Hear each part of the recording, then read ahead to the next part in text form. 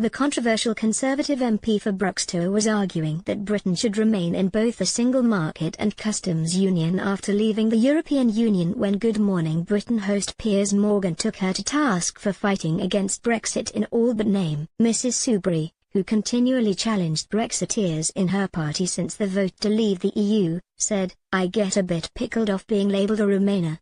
I've accepted we're leaving the European Union.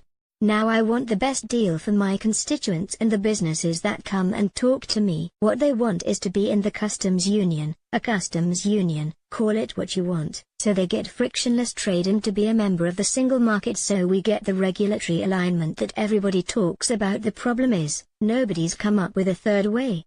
You say you accept the result of the referendum, but you've just said you want to be in the customs union." Piers Morgan. Mr. Morgan replied, "You say you accept the result of the referendum.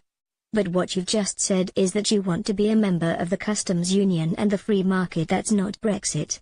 The British Prime Minister David Cameron, a week before the election, made a speech to the people of this country and said, "Let me make this very clear, it involves leaving the single market and there will be no more votes."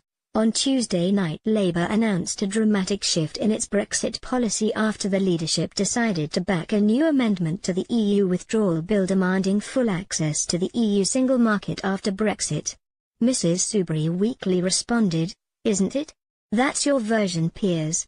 The decision sparked fury from pro-EU Blarites, who believed that the party's support of a Lord's amendment to keep the UK in the EA, the so-called Norway option which would have kept free movement, could have allowed it to pass. Progress slammed the move as a wrecking amendment, claiming it would all but off any possibility of assembling a cross-party coalition to defeat the government in a vote on the issue.